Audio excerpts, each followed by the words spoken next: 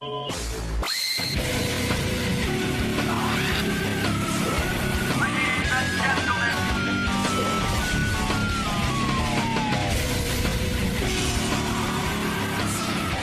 everyone in here know what their IQ is? No. No. I do. Fred, I think, does, right? Because we always I know talk what it about was in that. 8th grade.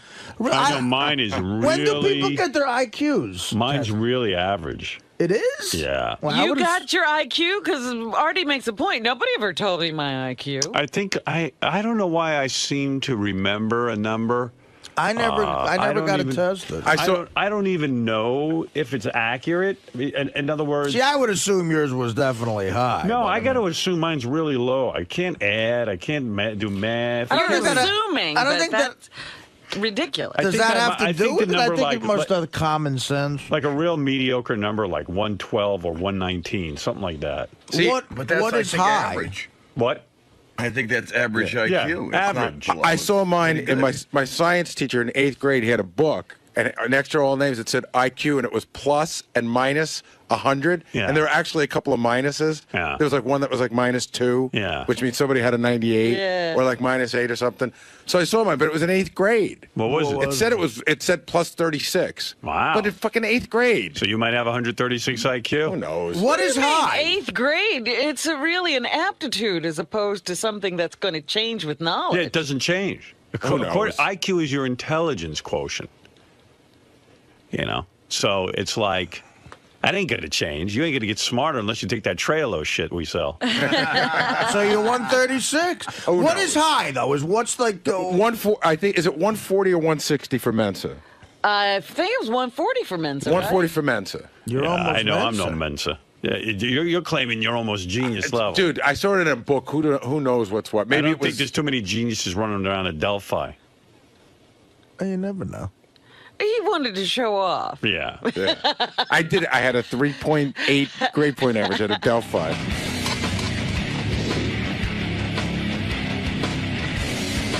Christopher, you're on the air in San Francisco. Yeah, hi. Good morning, Howard. Hi. I just wanted to put Gary in his place, saying he has an IQ of 136. I beg your pardon. There's no way he has an IQ anywhere near that.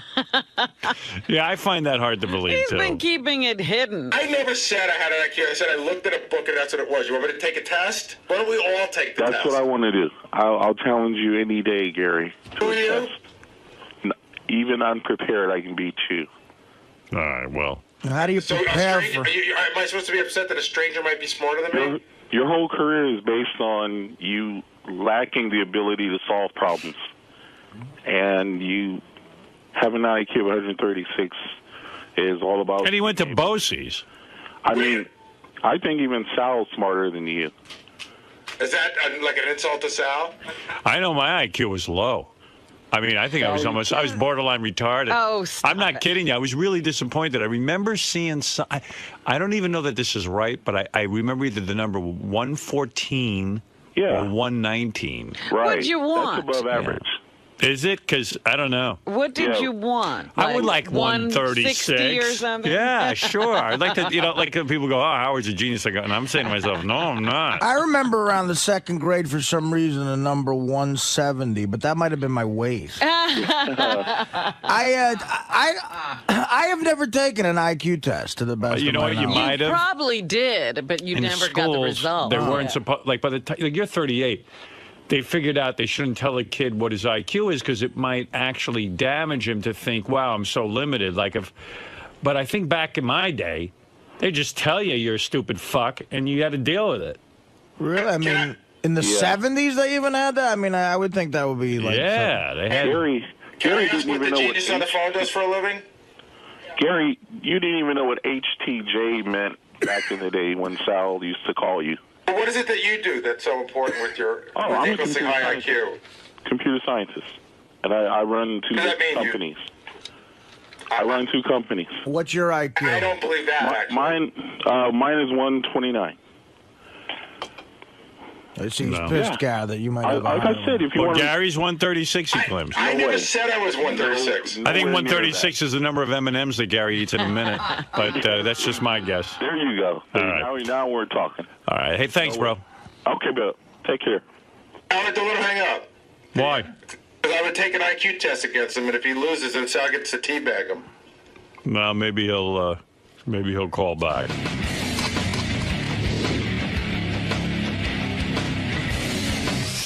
Christopher, go ahead. Yeah, Gary, I was going to go on about my way this morning, but Gary said he wanted to challenge me to an IQ test. Yeah, all right. You want to come down here? Anywhere, anytime. All right, Gary, this guy wants to challenge you to an IQ test. And what's the penalty?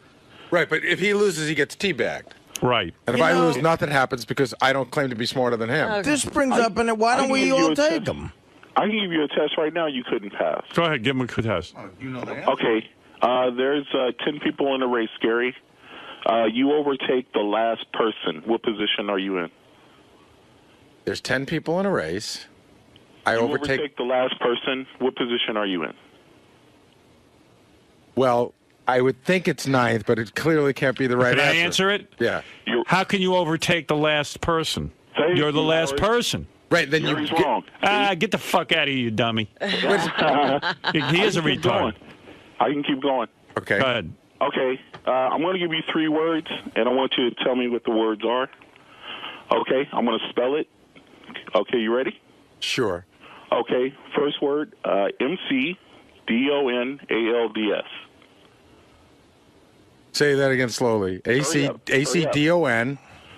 ALDS. Oh, you said MC. MC. Right. Yeah. Oh, I thought he said AC. No, MC. MC. MC. Keep up. So it sounds like McDonald's, but I didn't hear all the letters, so I'm not going That's to. right. Okay. You got that one right. All right. This is 3-part question. Next word.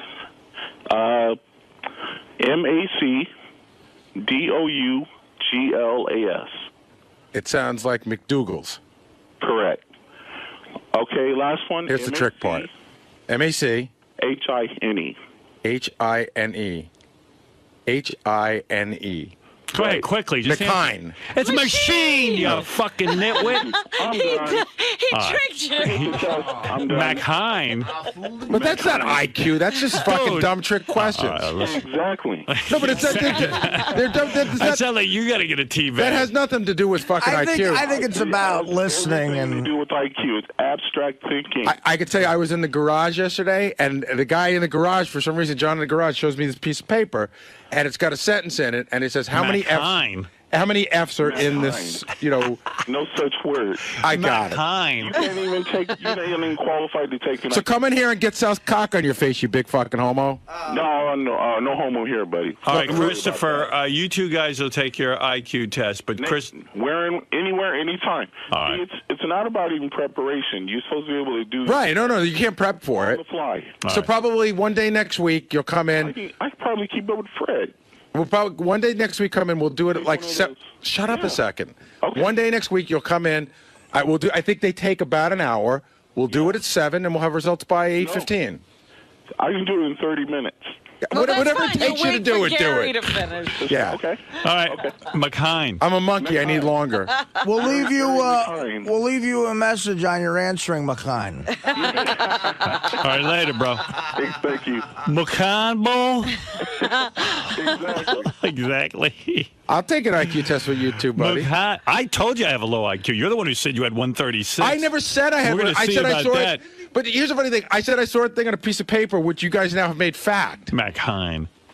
The machine one I had heard before, and I thought, my God, he's fallen into that trap because, I guess it's a typical trap people fall into. But I had heard that question before for some reason. McHine? Yeah, I'd heard that same. Well, I just want you to know. Maybe you heard it in second grade. I want you to know. Maybe I did. I don't know. I want you to know that I took a little test at the garage yesterday that John at the garage gave me, and I got higher than every doctor and lawyer he showed it to. Just want to say. All right. Thank you, Gary, and we'll see how you do against that gentleman. McHine.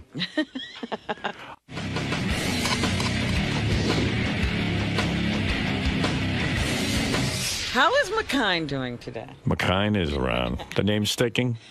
I'm going to try to make it stick. I was very- thinking about it. I love The it. TV show How I Met Your Mother, the kid Doogie Howser, they had an episode this week where somebody mispronounced his name or called him the wrong name, and it stuck. Right. Like how Baba Booey became Gary's name. Right. And how 𝗦𝗁 could really become Gary's name. It's possible, 𝗦𝗁. It's very Jewish sounding, 𝗦𝗁. Words, Howard, words I thought I would never hear myself say. Yeah. I'm sort of attached to the Baba Booey name. Well, we'll decide who you are. We'll decide how long you get to keep Baba Booey and become 𝗦𝗁. Is there such a thing as 𝗦𝗁 Booey? Yeah, it could be. 𝗦𝗁. Hey, Gary, how do you pronounce 𝗦𝗫𝗄𝗿? 𝗦𝗁? That's the best. 𝗦𝗁. Do we have to change all this I song? think I have 165 IQ. 𝗦𝗁. I never said I had 165 IQ. And the funny thing is, I could find an equally ridiculous question that I'm sure I could trip you up on, and I will in about a month. I mean, it's. I didn't claim to have a high IQ. You did. I didn't either. I said I looked at a book You once. said you were 135. I did not say that. I said I looked at a book in 8th grade, and that's what it said. 𝗦𝗁, both. He actually said 136. He did, right? What was that? The page number? Never been so excited in my life about naming someone. McDonald's, McDouglas, 𝗦𝗁. Both. Should I pull a clip of you pronouncing Tucson as Tucson? Go ahead. I didn't claim to be smart. You did. Howard, you claim to be smarter than everyone. No, I every don't. day. I have a very low IQ. I told you that. But you're smarter than everyone. No, I never said that. I'm smarter than you, though, and how to say machine.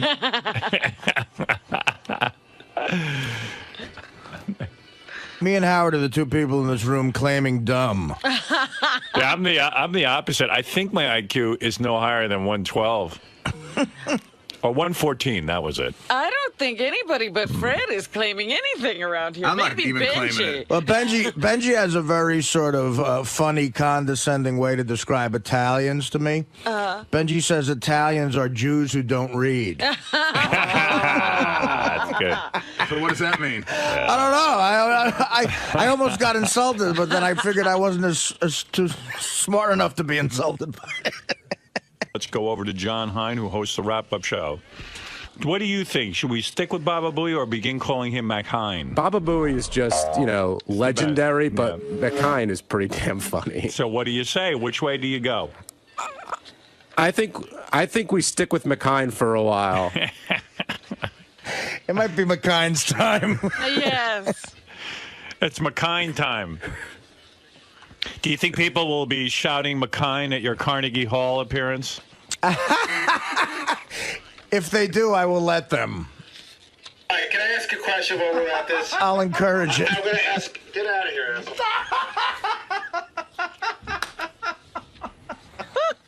Boy, what's going on? You know, Sal comes in and then Gary has to beat him up. All right.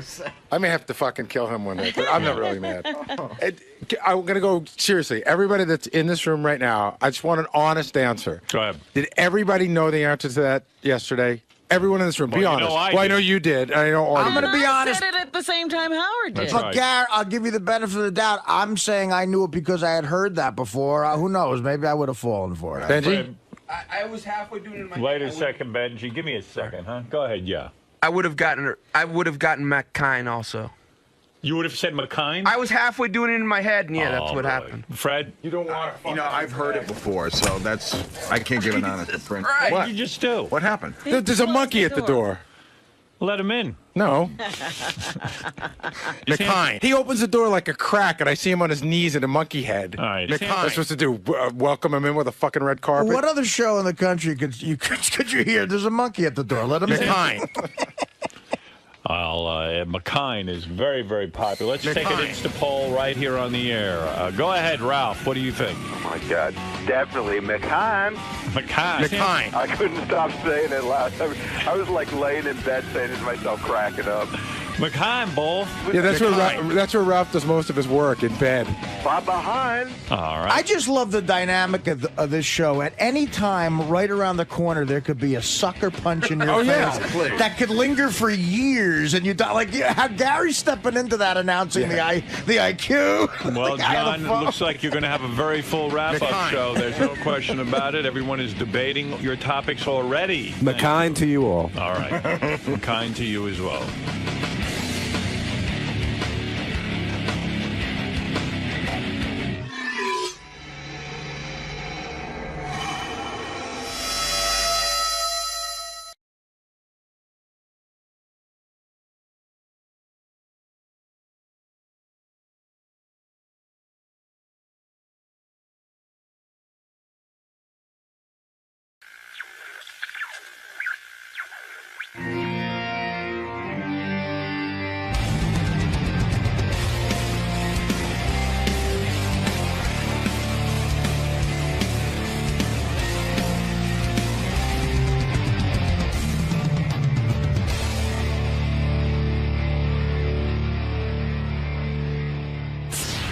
Chris has a piano. It's an upright that he's traveled with for years. Like, look at the keys on this thing. Wow, that's so fucking cool. Yeah, it's just like it's his. Almost like they painted. You know, it's electric. It's electronic. It's not. But it's like it's his piano. He digs it, and like I don't need a sign where. I just is sort of cool. That's very cool. I love the look of it. It's so shit. I wish I could photograph that. That's so fucking cool. I want to write Bubba Booey. You can do anything you want. I love it. Hey, good morning, everybody. Come on already. We got a big day for you today. It's Wednesday, and we have, among other things, Chris Martin of Coldplay coming in, and I see his piano over there, and it's a very cool piano. We said to Chris, do you want a Steinway, similar to what we did with Billy Joel? And or Lady Gaga. Or Lady Gaga, which is a lot of fun. So he said, no, there's a piano I use. It's my piano that that travels with me. And it is the complete opposite of a Steinway, actually. Look at that thing. It's a stand-up. It's a stand-up little piano, and it is... what would you call the finish on it? It looks like graffiti. There's graffiti all over it, spray painted, very cool looking. And I said to Gary, that's like the coolest little piano I ever saw. I wish I knew how to play piano. But that is his piano, and that's what he enjoys playing. And it's actually electric. It's an electric piano, Robin. I don't know if you know that. I did not know that. I haven't taken a complete look at it. Well, I took a complete look at it, and I still didn't know it was electric. Yeah. Lest anyone think that is not electric, they're wrong.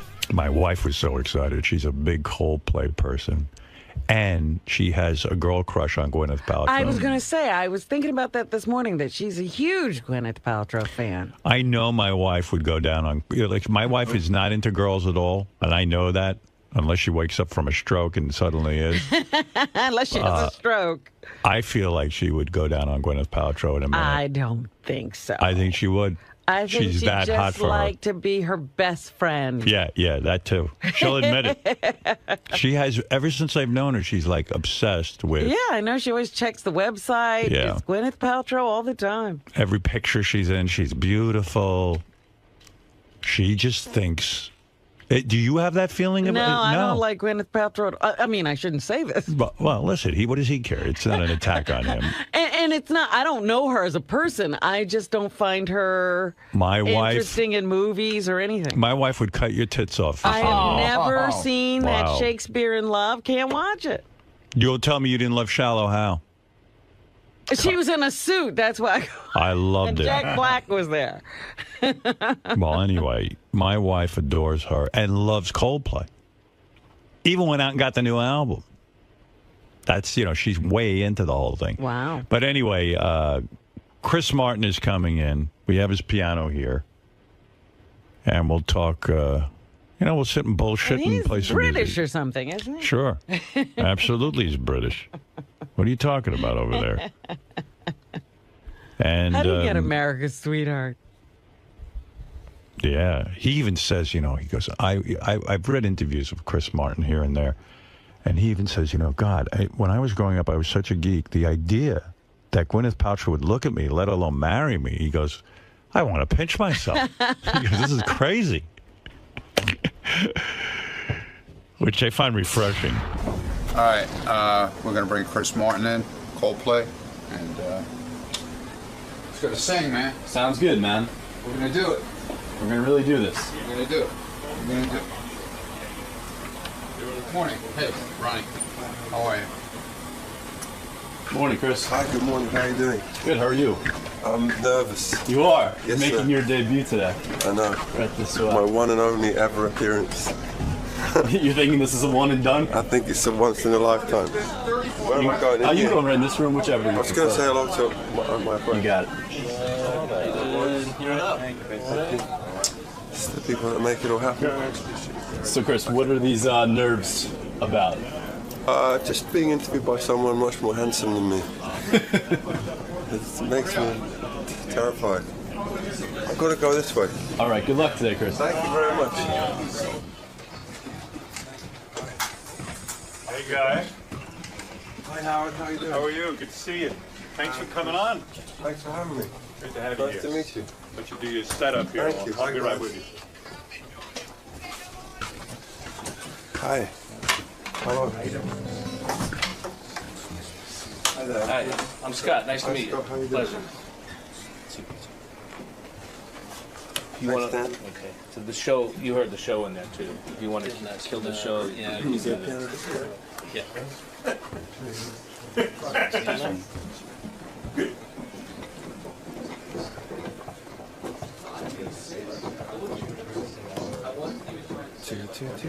It's the usual in the studio. Yeah. Did you kill it? Kill the show? I didn't kill it completely. You can kill it for now until he. Does Howard come through here as well? He will. Yeah. We'll kill it for now and then. Do you want it completely off for now? No, no. Okay. You want a sound check? You want to play something and sing so we can? Sounds good to me. That's easy.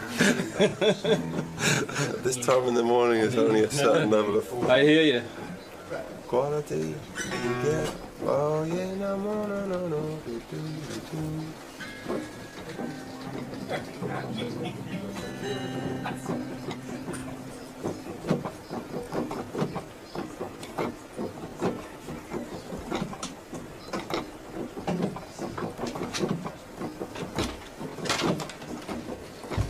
Yeah. Good? Yeah. Okay. Thank you. Well, I'm honored. I'm actually very, very honored. Of course, everyone knows Chris Martin is the, I guess, lead singer, writer of Coldplay, and he is here with us right now. And He's right here. Hi guys, how are you doing? Robin wants you so badly. Oh, here we go. I felt that in the corridor. We had a moment. We had a little. Is this difficult for you being up this early? No, sir. Most working musicians are night people. You almost have to be. You perform at night. Most of your career is at night. That's true. And so when I heard you were coming on, I said, "Oh, he's going to be exhausted. He's going to tell us his well, voice most hurts." rock stars complain to us. That's right. No, I just treat this as a very late night. You know what's funny with you? You are a very handsome man, a tall man. Thank you. You are. Likewise. No, you're a very handsome guy. I know handsome people because I envy them. And I look at them and go, why don't I look like that? I think you're being a bit unfair on yourself. No, but before you became a rock star, you don't describe yourself as a ladies' man. You describe yourself as quite the opposite. Right. And I think a man's man. You're a man's man. Yeah. But I think most people would be surprised by that, right? I don't know. I can't comment. And you seem to have your head screwed on straight in the sense that you never went through the phase of womanizing. Right. My theory is that womanizers really hate women. I tried, but I was too young and nobody was interested. You mean you got your... I was a terrible womanizer when I was 15, but no women were interested. Don't you think womanizers essentially hate women? Don't you believe that inside? Seriously. To be honest, I haven't really sat down and thought about it that deeply. You are a deep guy. You write songs. I would think that you are very deep. But I don't sit down and think, let me think about those real famous womanizers and write some songs about it. Do you like being a rock star? Yes, sir. It's my dream come true. It is a dream come true. Yeah. At what age did you know I need to be a rock star? 11. Did you dream about being a songwriter, a great songwriter? Yeah. Was that the dream? Yes, sir. That was the dream at 11 years old. Yeah. So at 11, what are you doing? Are you already playing piano, or? I mean, you don't even have pubes at 11. I don't have what are you pubes. doing? Nothing. I'm just singing very high. You admit you had and no one's listening. You admit you had no pubes. I admit that up to the age of 18. Is that true? Yes, sir. No, not what I'm exaggerating for radio, but it wasn't far off. Did puberty come late to you? It came, towards the end of the day. It came late to you. It came a little too late. It seemed late at the time. Did you sit and wonder why don't all the other boys have pubes and I don't? Again, I didn't. I think maybe I blocked that out of my memory. Did you ever write a song longing for pubes? About pubes. Well, apart from the song "I Long for Pubes," I can't think of one. No, but seriously, when you're 11 years old, yes, you know. It's like yeah, but what do you see? What is inspiring you to have that thought? I think seeing Michael Jackson and the same stuff that kids see now when they see Beyonce or Lady Gaga, you just think, wow, what a great life. And did your parents take you aside and listen? And they say, listen, schmuck, I don't know who you think you are. My dad smacked the shit out of me.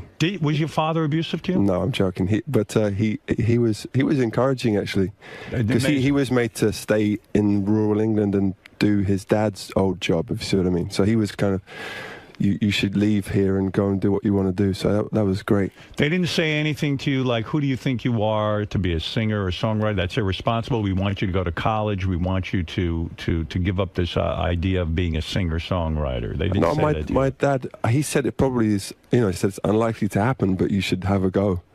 Really? Yeah. Amazingly supportive. Well, yeah, and he said, don't drop out of school, whatever, but he never said you can't do that. Did he get you piano lessons? No, but we had a piano, and so yeah, yes and no is the answer. Are you a genius in that you taught yourself piano, that you didn't need to have anyone instruct you? You are not a genius. No, quite the opposite. You don't consider yourself a genius. You've sold millions of albums. You've written hit songs, but you're not a musical genius. I had a moment of thinking we were good. Because we were very popular, and then someone told me that the Nazis were popular for a while. So my self-esteem went right back down again. Is being a successful rock star hard work? No. That's a lie in a sense. You're being humble because... I'm not being humble because you've got to put it in perspective. Isn't there years of playing clubs? Isn't there years of honing the craft, perfecting the industry, learning how to play in front of a live audience and turning them on? Isn't there sort of a process? Craft to what you do. Well, you've made records, right? You know how it is. Yeah, absolutely, I've made records. All of them bad. All of them bad or all in bed? That's what right. Did you say? All of them bad. Right. No, but in all seriousness, it is a difficult road. You never know if you're going to make it. You don't know if your songs are going to resonate with a lot of people, correct? That's true. Yeah. So taking on this career, you have to be a bit of a madman. Mm-hmm. You didn't have anything to fall back on. Did you go to college? Yeah, I did, yeah. Oh, you did? And what did you study? Ancient history. And what was the idea that I will be a history teacher if what this can you work? do with that degree? That's even worse than planning to be a rock star. You know, you can be just very interesting at McDonald's while you give someone their burger. So you went to college. You did that, and yeah, but we were in a band at college. That was really, we were in London, and the excuse for being there was being at college. But we were just doing music all day. Are you being humble when you say there were really no women who, like, when a guy's in a band, even if it's not a super successful band right away, and you're in college, don't women just flock to that? Yeah, you usually get groupies if you can play and sing. The honest answer is, I think, it's all about confidence. And being British and not famous yet, that doesn't give you so much confidence. You had no confidence? Well, in Britain, we're kind of brought up not to have too much confidence because I don't know why, but it's just the way it is. How old were you when you wrote your first song? 11. And what was that song? It was called Bohemian Rhapsody. Ah, excellent. It turned out it was by someone else. So I had to go back to the drawing board. No, it was a terrible song about, I can't remember what. You don't know what the first song was about? It was actually about people being more obsessed with Princess Sarah Ferguson's tits than what was really happening in the world. It was quite a media-savvy song. Is that true? At That is 11 true, yeah, years that is old, true, yeah. you came up with the concept that it seemed to you that the people of England were more obsessed with something dumb like this woman's tits than something important going on. Yeah, because I think I was very socially motivated at that age. Do you remember how to play that song? Do you No. remember how to sing that song? It was very like, just like that. That's the song? That's pretty good. Terrible. Sounds Come like on. a hit to me. Give me the rights to that song. Okay. I What can are make the that. words? He'll sing it. The words I can't remember. It was like Something with tits, right? Definitely they popped up. Was the word tit in the song, the first song? I think it was in the chorus about 18 times. Is that true? No. So you kept it clean. I kept it clean. I had to, the people where I was from, you couldn't swear or cuss. Is it hard for you to write lyrics to a song? It's hard to write good lyrics. The music comes easily to you? Everything comes easily, just not necessarily of a high quality. So I just have to filter out the good from the bad. In other words, you've got songs in your head all the time. Like I've interviewed, when I interviewed Joe Walsh, he used to say he constantly has like a radio station playing in his head. That sounds familiar to you. Yes. That sounds like something happening in your life. Yes, that's true. You woke up this morning. Did you hear a song in your head? I did actually. What did you hear in your head? Can you play it for me? What is currently in your head? I didn't get it out of my head into my fingers. Is that true? It takes a while to get it from the top to the tips, if you see what I mean. Hum what's in your head right now. Like, is that really what's in your head? No, that just because that's a terrible song. I don't want to well, that's why I discourage didn't you. want to. I didn't. If I had been your father, I said, if that's in your head, you're going to go study. Back to college. That's right. That's right. So yes, I think with songwriting, it's kind of a tap that you have switched on all the time, and you just keep receiving it as long as it gets sent to you, and you just have to pick out the ones that are good. Have you ever had a situation where there's a song in your head and you say, oh my God, this is terrific, and then you don't have anything to record it with or put it down, and then it's lost? And you go, I know this was a great song, if it only... Yeah. That's happened to you? Yeah. Is that torture in your life? No, because I feel like it can't have been that great if I don't remember it. So you let go of it. You say, you know what, the great ones I'll remember. Yes, so I think it was. I read a John Lennon interview one time when he was talking about that, because they didn't have like iPhones and voice memos and all that stuff. Yeah. So he said, if you have a really great song, you'll remember it. And so what's the process then? Like, let's say you're in the shower and you hear a great song in your head. Do you run out of the shower? I get the piano into the shower. Come on, what do you do? Where do you put what it down? I do is normally this happens at night time. Right. At like 1 in the morning is generally the kind of witching hour, and everybody's asleep, and so I just go down and sit for maybe like 3 or 4 hours and just run around and around and around. So it's like a job. You have to, like, at 1 in the morning, I'm going to go down for a couple hours and maybe write music. Yeah, But this makes it hard to live with you, doesn't it? Right. It's hard anyway. But where do you write these songs down, on Gwyneth's body or something? Yeah, I mean, you've got to do something. Her butt is covered with lyric ideas. How sensuous! But so you get this song in your head, yes, and you go downstairs and you begin to what? Do you play it on the piano? Sometimes I don't get it in my head. Sometimes I just go and like a fisherman, just sit there and like just fuck around for fuck around on the piano. Yeah. And the piano's where you write. You never write it on a guitar. Can you say that on here? No, don't. You'll get in big trouble. Oh, stop. So only I can say fuck.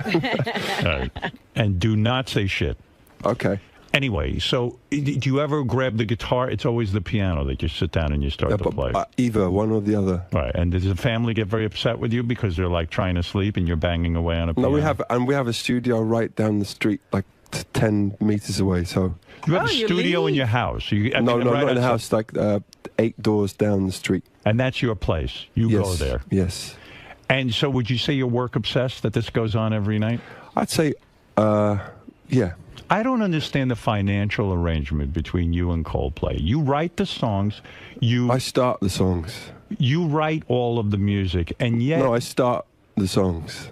What does that mean? Well, it's like you on this show, right? You have Fred and Robin, and I forgot your names. I'm sorry, but everyone's forgotten his name. When he fucks up your piano, you're going to forget his name too. It's okay to forget his Go ahead. name. Yeah, right. Yeah. But, everyone forgets his name. It's Scott. Scott. Right. What separates a solo artist from someone like me is that, they do everything from conception to birth, as it were, like every part of the arrangement. Whereas I might get 3 chords and then have a song over it, but it hasn't yet been arranged and fleshed out and doesn't have a guitar riff, and I don't think anything's finished right until everybody's put their part on out of the 4 of us. So you've made, out of the 4 of you, you've made an arrangement with them when it comes to splitting the publishing and the royalty and all that stuff. Yeah. You split it 4 ways evenly. We split it 20, 20, 20, 40. 20, 20, 20, 40, you get the 40. Yeah. Oh, okay. I Thank never God. told anyone that, but you asked nicely. Yeah, well, thank you. No, but seriously, that makes sense to me because I think you're being somewhat humble. No, it's not humble. It's about. It's important to keep your chemistry and your band together. But I don't think your drummer is up at 1 in the morning sitting and writing lyrics. No, and, but he's songs. there at 10 in the morning, ready to pound away on those skits. to hit it or to try it all day, same song. So you truly appreciate that. And if he fucks up the drum part, then the whole song's ruined. So we. Why did you throw your drummer out of the band at one point? He was just too good looking. Smart. And I was threatened by that. Part of your job is to be good looking. You actually work out. You recently lost a lot of weight. You have to be good looking. I didn't lose that much weight. No, but you now work out and take care of your body because part of the job of a lead singer, Mick Jagger would be the first to say you got to look pretty good. Well, it came from seeing a lot of Bruce Springsteen shows 2 years ago, and he was just in such great shape. I was like, man, he looks so much better than me, and he's old enough to be my grandfather. But that's pretty. It's a pretty good idea. If you see, I get annoyed with people who think that they can be overweight, right, and be rock stars. You can't. I mean, why'd you get annoyed though, Howard? Because they don't understand that it's show business. That, yes, a certain component is you have to look the part. And there's no shame in admitting that. So Ozzy looks apart? Yes, Ozzy always looked apart. Yeah, he looks apart. He looks like he's apart from humanity. But that's part of his But that's thing. part of the thing, yeah. That's... People would be disappointed if he didn't look like he was falling apart. Isn't a live show visual? Isn't it? Can I just go back to what you're saying about... Yes. I think that I think the only thing an audience responds to is if they think you don't care. So if you start out big, or you start out tall, or you start out whatever, and that's your thing, then that's great, you know. So, but it's if you let it look like you don't give a shit anymore, and you just spent the whole time partying and eating and spending all your royalties. It's a fuck you to the audience. Yeah, but I don't agree that you have to be skinny. I just think you have to look like you care. How old were you when you started to perform in clubs? In clubs? Yeah. You know, where you started 19. to get... 19, where you'd go and they, I don't know, you'd make a couple of dollars, you'd actually sit down at a piano and play. Did you start out as a solo artist, or was it always with the band? No, I was in some other bands in my high school. Was it always a band? Did you ever go up on stage by yourself? Yeah, a couple of times, but I don't like that. Why, you felt lost? Yes, right now.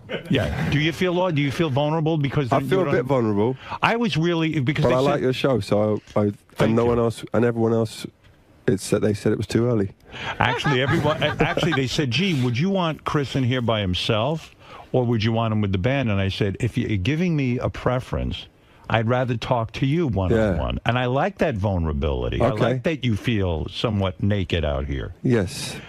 Because I understand that. Some people need, Simon and Garfunkel, the reason that band ever even happened, those two performed, Paul Simon was so dreadfully shy that he needed a guy up there with him. Right. It wasn't that Paul Simon couldn't have a solo career. Yeah. Do you fantasize now that you're more comfortable as a solo artist? No. You would never do it? No, sir. No leaving the band? No way. Wait, no.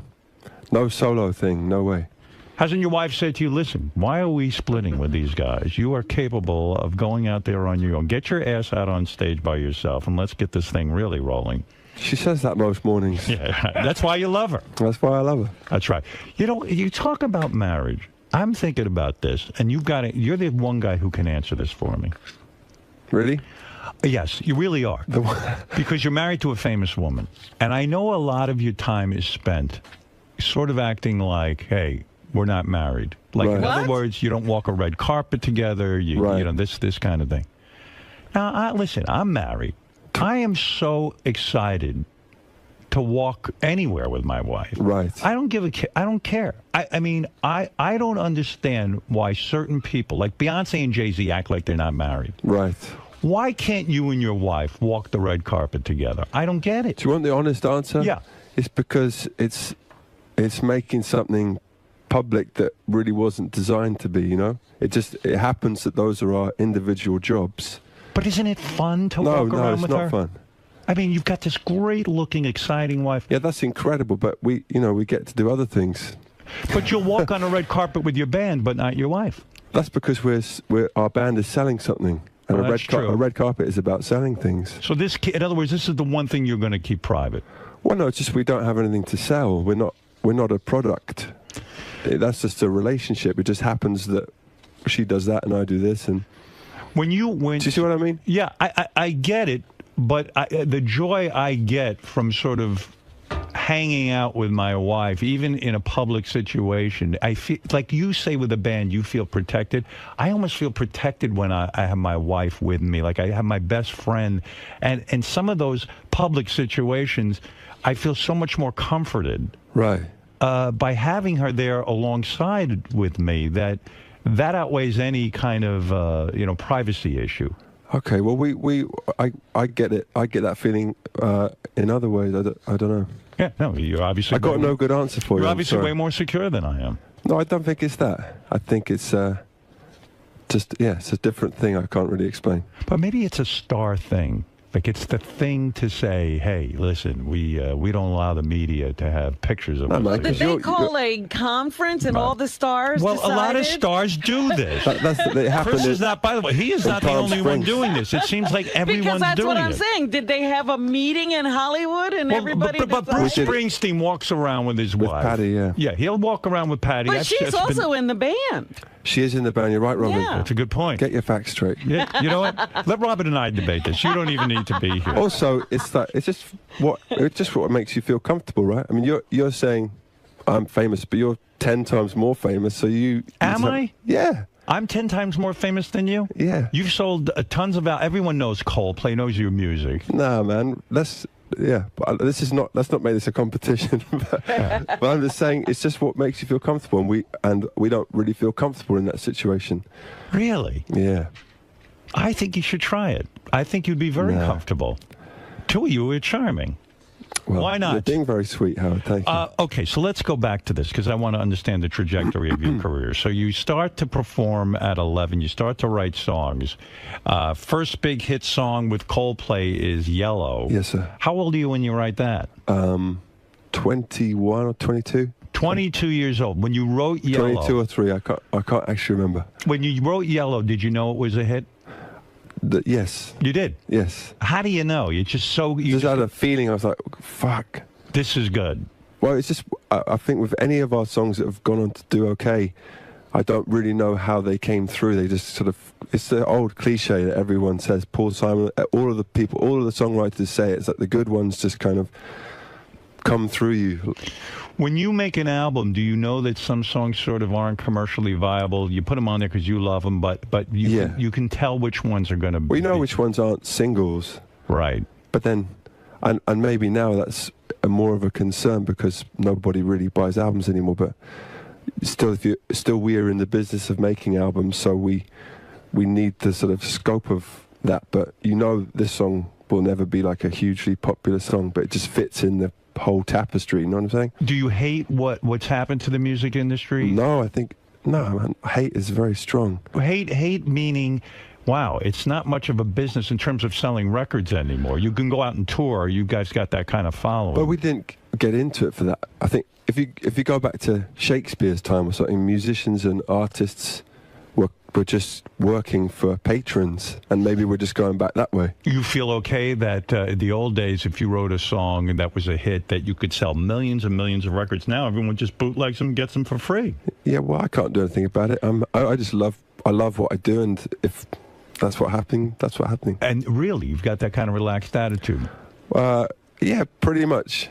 I think if Well, people they've done pretty well. I mean, you Yeah. guys have sold over But 4 like you said, million albums, right? over what now? Over 4 million? 4 million. They've sold over. Over well, I'll give you- we sold over 300.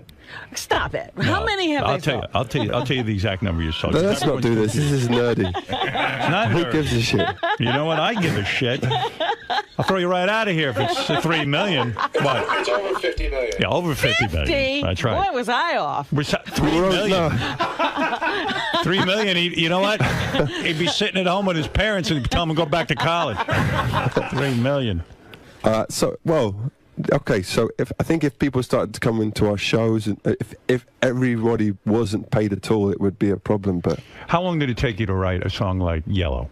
10 minutes. Seriously? Yeah. That, I mean, in other words, you heard it in your head. I didn't hear it. My dad just came through. I'll tell you exactly how it happened. We were in Wales, and my microphone was broken or something. I was waiting to record something else, and I was thinking about Neil Young, and I was starting to do a Neil Young impression just to try and make everyone giggle. I love Neil Young.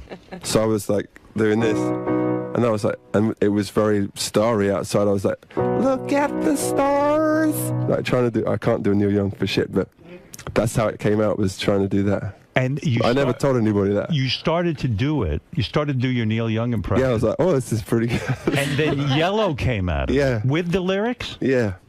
Could you play a little of that the way you did it that time that it first came out of you? Yeah, I have to switch to a guitar. Is that cool? Hey, if you're willing to do I'll bring go ahead. I'll go and do it. Switch to anything you want. I'm happy with that. I didn't know you play guitar too. It's pretty good. Well, he says he writes on both. I love it. I wish I could play anything. Well, you just got to start, man. How old are you? Do your kids play any instruments? Yeah, a little bit. Wouldn't you tell them never to play the clarinet or violin, that the guitar and piano are the cool instruments to play? I haven't said anything like that. I would say that to them. You would never say that to anyone. I certainly would. I told my I'm talking to Chris. I know Why what wouldn't you would Chris say that? Chris, you will never play the fucking trombone. I mean, my parents got me a clarinet. I wanted to hang myself. Look at this face with a clarinet. I was never getting laid. That was a face built for a clarinet. The guitar and the piano we can make a living at. Yes. Yes. Yes, of course. All right. So do you still play clarinet? Making a living at violin. I don't play clarinet. I play a little guitar and a little piano, but badly. Go ahead. So you're sitting in the studio. You really want me to tell you this? This is not boring to you? What? No, this is great. Go ahead. So I'm just waiting, like sound checking like this. We had another song called Shiver, which is on our first record, which is okay.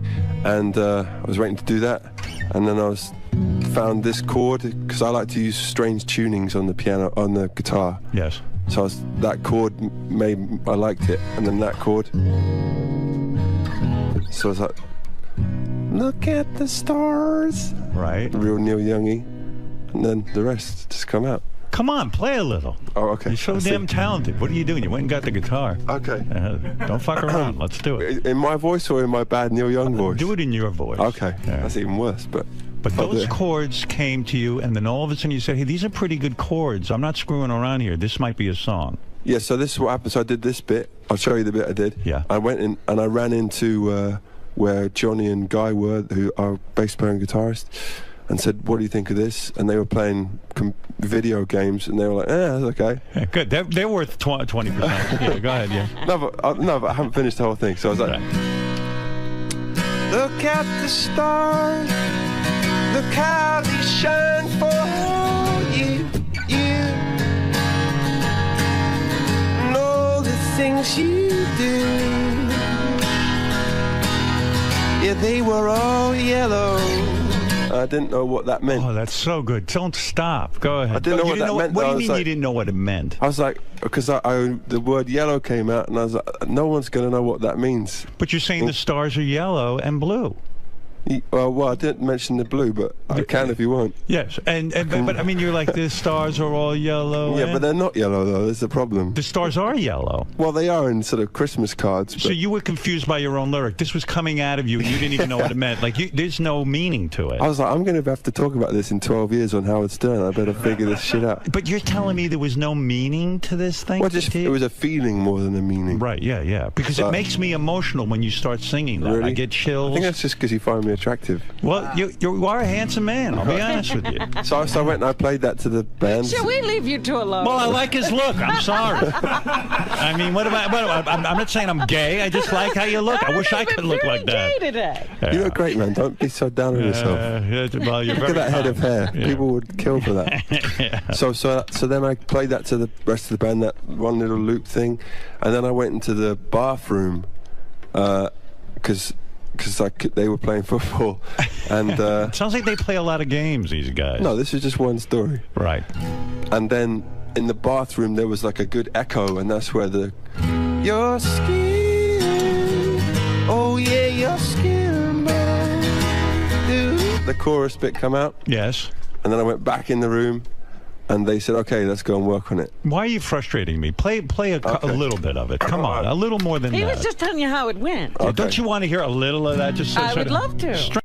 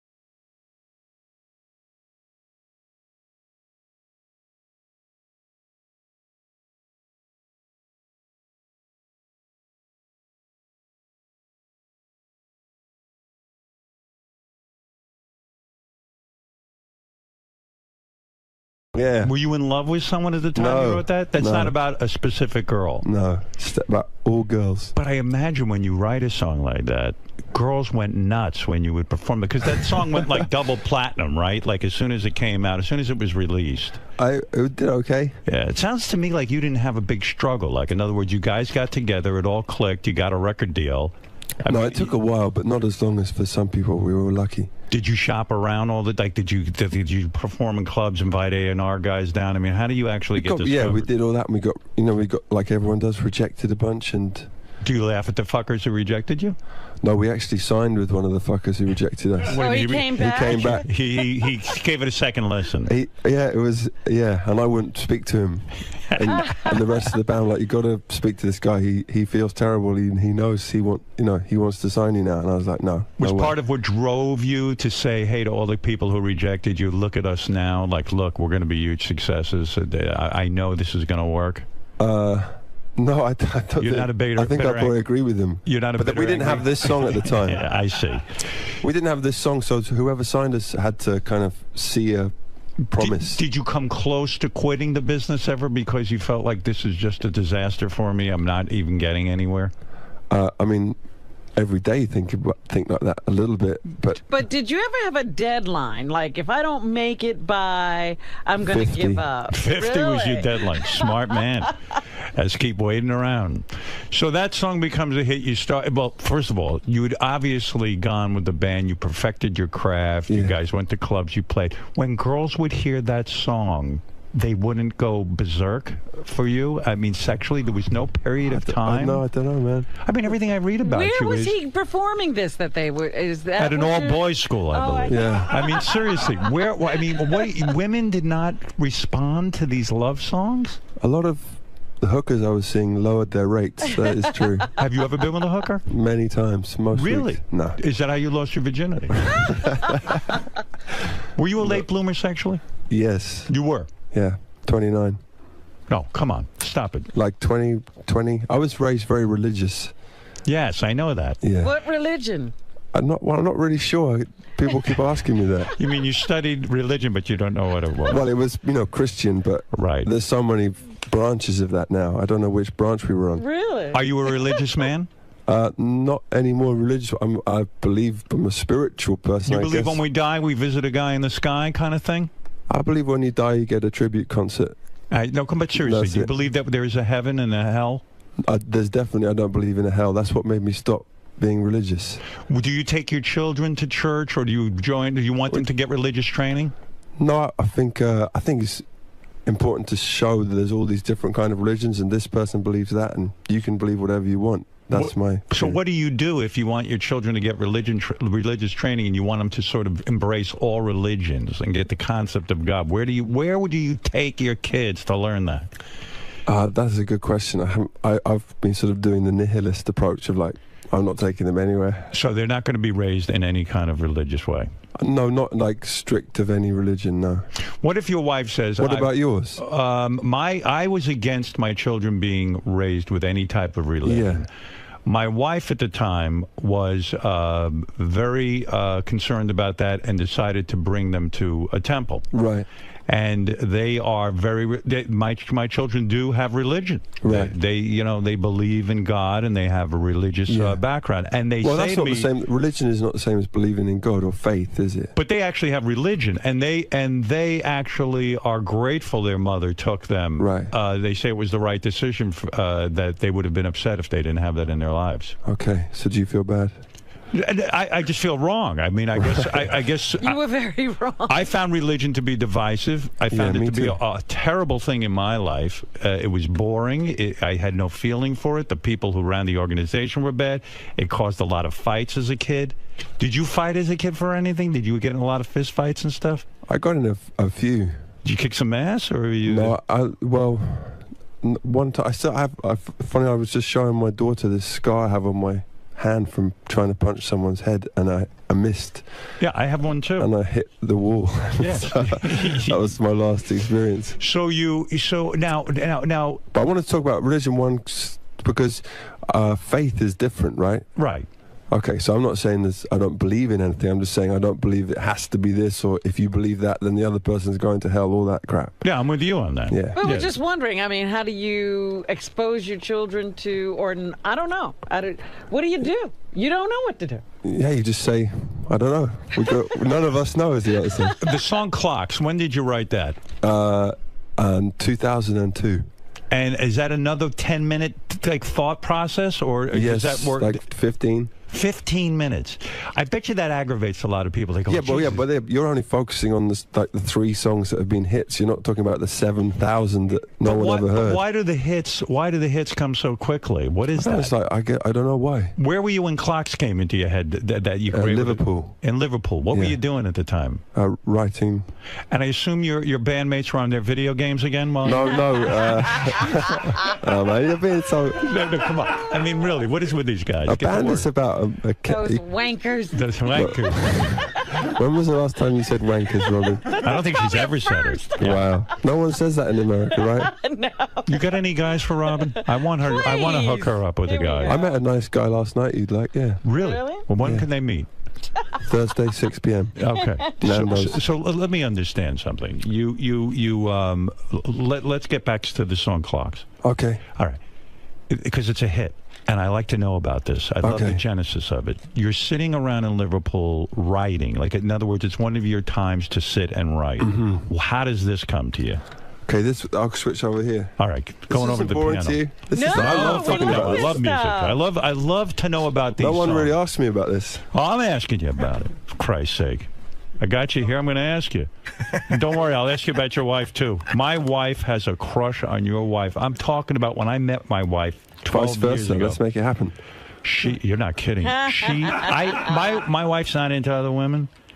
But the way she talks about Gwyneth Paltrow, it's weird. Your wife's very beautiful, though, isn't she? She is very beautiful. Isn't she young enough to be like your... My granddaughter. Right. No, listen, there's only... He raised her, and then he married her. That's right. No, she is much younger than I am. Where's the calendar? Show him a Good for you. picture. Oh, here, look here. I'm a photographer now. We are raising money for North Shore Animal League, and here is my wife on the cover, and, of course, photographed by me. Wow. I'm multi-talented. You're only good at music. I have many talents. Go back to The song Clocks, okay. All right. Where are you? A place called Parr Street in Liverpool. So we went to Liverpool, obviously, for all the same reasons everyone does, to kind of get some Beatles vibes, as it were. Are the Beatles your heroes? One of them. Right. I have a lot, though. Are they the best group that ever existed? They're one of them. One of them? Well, who are your Who is other better? influences? Well, you got to put Stevie Wonder and the Stones and... Right. I mean, there's so many. That's right. Oh, just Bob Marley. There's no number one with you. Well, probably Bob Marley is number one. Really? Did you ever think of reggae as a full-time career? Or Michael Jackson. Michael Jackson? Yeah, we were having a conversation about Michael Jackson yesterday. He's like, I hated his music. He doesn't think I don't much like of Michael it. Jackson. And I keep telling him he is alone. I in don't this feel his feeling. music. What is your favorite Michael Jackson song? Billie Jean. I never got Michael Jackson. That's it. Well, you're just an idiot then. I am. Well, hey, fine. I keep trying to tell him. But his music, well, listen, when I'll tell you why- respond to someone's music, is it really idiotic not to No, like it's not music? idiot. That's Right. the whole thing about music. So I'm not an idiot. No, you're not an idiot. Thank you. You're All right. a Make that gentleman. clear to everyone. Well, you call everybody else an idiot I if think they the- like something you don't. No, that's not true. But I think Steely Dan. what I like Steely about Dan. him and Bob Marley is that you can, anywhere in the world, people like it. Well, it doesn't matter if except me. except you, but There's this one pocket. even you would like one song, Well, right? I love Bob. No Woman, No Cry. Yeah. Get back to Clock. Okay. All right, so you're sitting around, you're in Liverpool, you want inspiration, you went... where Okay, the this is Beatles actually, so I had this. were. Wow. Yeah. Now, you Really? never had a piano lesson? Say what? You never had a piano I lesson? had someone I was 7 for a year, and then my teacher left That's amazing to me. to get married, I think. I mean, if I could do that, I mean, every guy wants to be able to do that. I feel every guy would prefer to be guitar first. Maybe, yeah, that's Guitar's true. the most sexy, and then... Yeah, and then the piano, but that is such... Listen, it's an aphrodisiac to women. I mean, I think every guy has the fantasy, I'll write a song like that. If I could play like that, I would get the woman. And it's such an amazing thing to be able to run around and do that kind of stuff and think that there's a song in your head. I don't know. Really? Yeah, I mean, that I wish whole I could do leap that. to songwriter, you know, I mean, I guess it takes an 11-year-old to say, Yeah. I'll be able to do that. What is you know, it- because it is daunting if you think about it from this standpoint. It's more daunting now, funnily enough. Yeah, At that that's what I'm time, saying. and I think it was good to have 10 years without anybody really commenting, because I had a few teachers who were really encouraging. They were like, keep writing, you're really good. But Well, you're hitting on a point. Yeah. A lot of these kids today who want instant stardom, I'm talking about like American Idol. Right. In a way, they don't have those years where, okay, they're talented, they can play piano, but they've got to develop. yeah, and you already, if you put your video on YouTube now, you get slagged off by everybody. Right. Before you've even hit 14. Do you get criticized? Of course, Very much so, yeah. Right. Does it get to you? Occasionally it does. I get frustrated because sometimes it obscures all the positives. Maybe that's me, or maybe that's being British. Like today I didn't sleep so much, so things feel more negative. But do you feel underappreciated as an artist?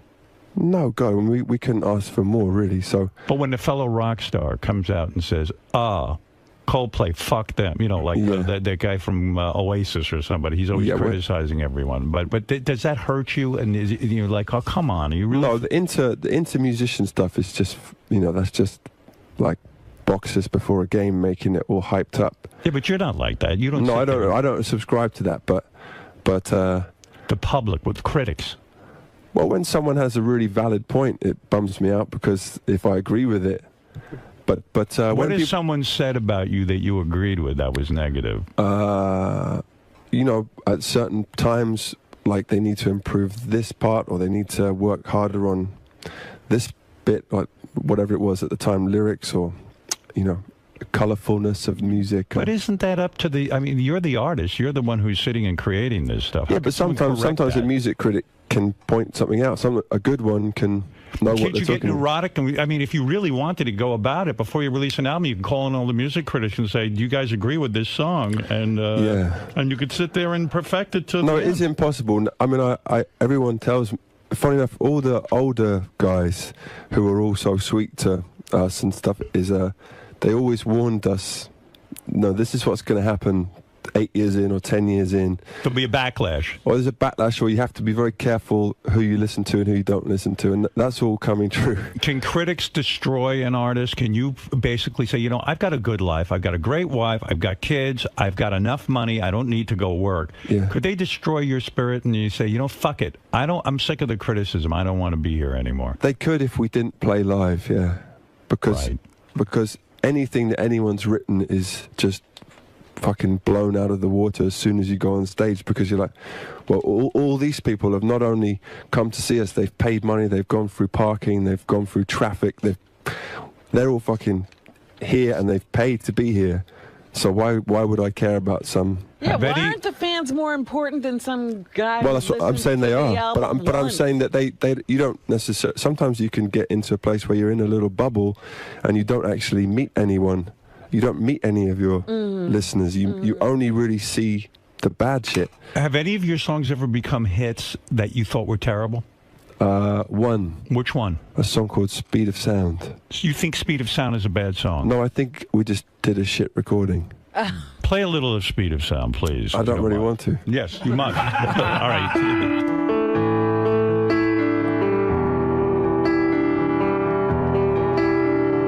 That I like it, but we just didn't get it quite right on record. Really? And you can't bear to listen to it? No. Is that why you can't bear to play it? Yeah. Wow. Really? Yeah. It pains you. It pains me. Now you have to play this in concert. You're smiling. No, Are you we don't. joking? You don't? You don't play it. We don't play it. Because of your feelings about the song. Yeah, because like I said, if an audience can pick up real fast if you're not convinced by something. So why not redo it in concert to the point that you like it? Why not set the record straight here and show me how you think it should be done? No. Do it. Just do another song. I'm not being a pussy. Man up. I'm fucking manned up. I want you to fucking play this song now the way it should be played, and do it the right way that you think it should be heard. I feel like I'm in school. You want me to come over there? Yeah, come over there. No, I'm afraid of you. I'll take you. Gary, bring in my gun. No, man, you don't listen. You know, I bet you have shows which you thought weren't so great. Never. No, I think every show blows, quite frankly, and I agree with you. But I would think. Listen, I'm not a recording artist. I would think that you would want to get this song out to the public the way that you think it should be. No, because we've written better ones since then. It's good, but we've written much better ones since then. All right.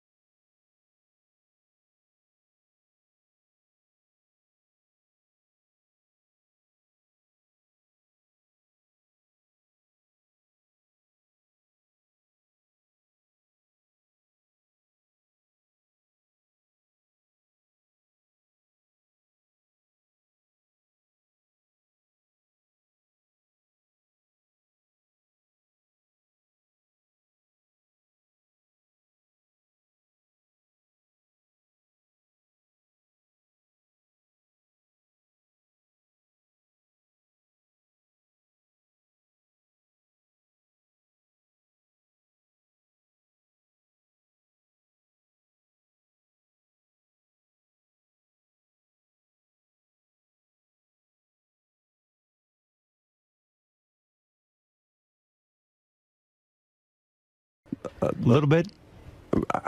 What? Did you?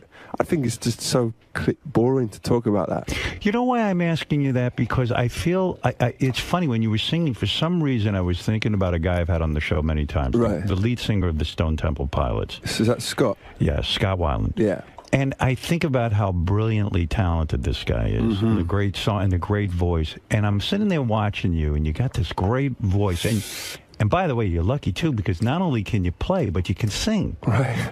How many guys who are songwriters who can't sing and they can't perform their own music? It's got to be frustrating. Right. So it destroys me inside that these guys sort of piss away their gift and get into drugs and things like that. It destroys the spirit, I feel.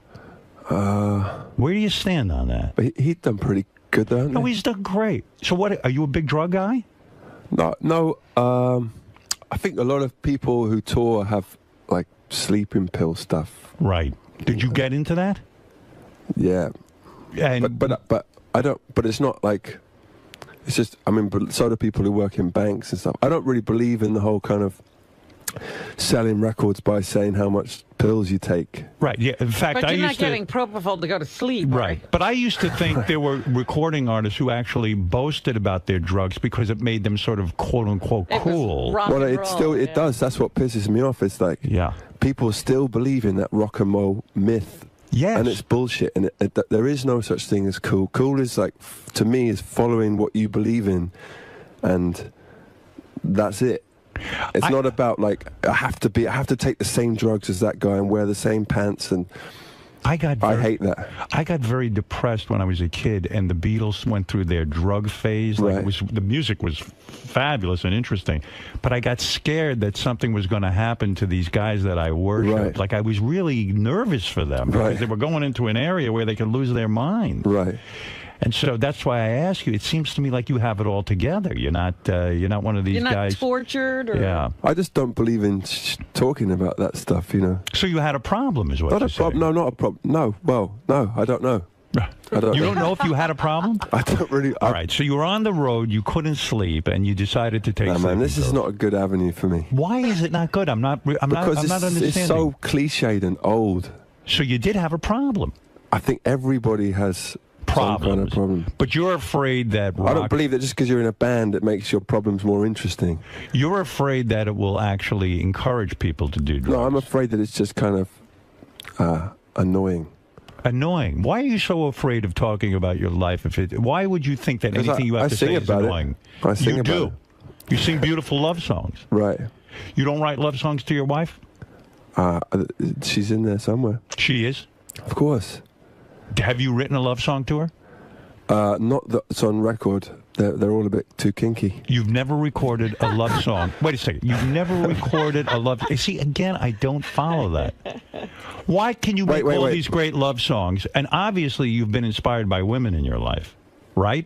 Right. Okay. These are not imaginary women you've experienced women. Well, sometimes they are. Why wouldn't you record a song? It seems like there's a lot of fear here in the marriage. Like, I'm not going to go public. I'm not even going to write a love song. But we're not talking about that. But the song, I think, well, I got to think now. Green Eyes. Right. That is about Gwyneth. That's actually way before we met, so. Shit. You thought you were onto something. But why, Chris? I don't understand. Why wouldn't you record a song? But I do. I don't know why you're saying I don't. Why wouldn't you record a song about your wife? You said, I've never put on record a song about my wife. No, you said a specific love song. I don't really know, man. I've got no answer for you. You don't have an answer. I get so uncomfortable with this line of questioning. You do? Everything that's on a record of ours is about my life. So if there's a love song in there, then you can join the dots. But you will never cop to it. I don't want to cop to it. You don't want to cop to it because why? Because a song, once you release it, it can be whatever anyone wants it to be. Would you ever go to your wife and go to her in the morning after you've been up from 2 in the morning writing and say, honey, I just wrote a beautiful song about you and I want to play it to you? Would you ever be... When they're getting all schmuck, they're making me tremble. Would you ever do that? Probably. You'd have done that. I mean, that's got to turn your wife on, right? I'm not good at talking about this, Howard. What do you mean? About writing music about your wife? Yeah, but it's all different because you know who my wife is. Oh, so what? Who cares? And they don't walk red carpets. I'm just saying to you, everything we sing is real. So when there's love, comes from the heart. You can put 2 and 2 together. But all right, listen to me. Let's play a little bit of a song because people love your music. And then we're going to get to the new album. All right. All right. Viva La Vida. Talk about that. Another 10-minute job? That's my favorite. That's your favorite song that you ever wrote? Why? Apart from one called Paradise and The Scientist. I like a lot of them. You do. You enjoy it. Here's songwriters go, they're like my children. Billy Joel told me it's like his kids. Yes. You know what I mean? Like each of these songs he protects and this. You own all your own music, right? No, we don't own hardly any of it. Really? You don't own your own? I don't think you have to ask our manager. You sold off the rights? We don't own it for at least 20 years or something. I see. Ooh. But you own the publishing? No, we own a bit of the publishing. Why is that? Did you sign a bad deal? No, we signed a good deal. We own quite a lot of the publishing, but we don't own much of the recording. I see. Yeah. People always they always think bands, that's why people always think bands are a lot richer than they are, because they never remember that bit. How long did it, I always assumed you guys were walking around with billions. No. Viva La Vida, well, how did that come to you? Quickly? That came pretty quick. Yeah, except there's a chanty bit that everyone sings in concerts. That came a couple of months later in New York. Yeah. So you have this song. It comes to you quickly. Yeah. You right away know it's in your head and it's a hit. I didn't know. No, I thought it was good. Play a little. Okay. And this one I had like 55 pages of words, so that kind of. Oh, really? Yeah. Because I had this idea of like. Yeah, well. Do you write where do you write these lyrics? On a paper bag or something? On my hand, and then it goes on my phone. Do you ever save some of like when do you ever handwrite these things like on a piece of paper? Yeah. Do you save those scraps of paper? No, not really. You don't have a lyric book or any Why of don't that you give stuff? them to me and I will sell them? Wouldn't that make a lot of money? No? I don't think so. All right. So that one's this.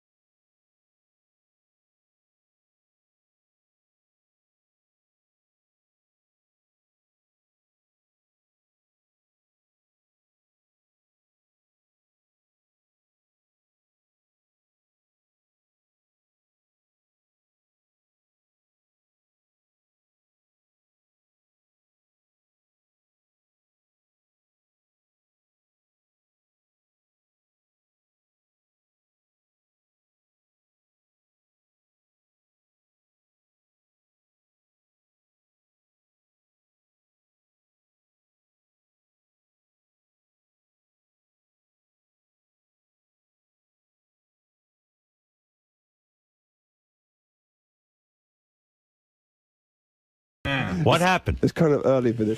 That was when I ruled the world. I can't remember the last bit. Beautiful song. I don't play piano when we play that live, you see. That is beautiful. Thanks, man. See, if I play piano like that, I'd go to parties and play. Yeah. And I would get lots of chicks. But you're doing pretty well, man. I'm doing pretty well.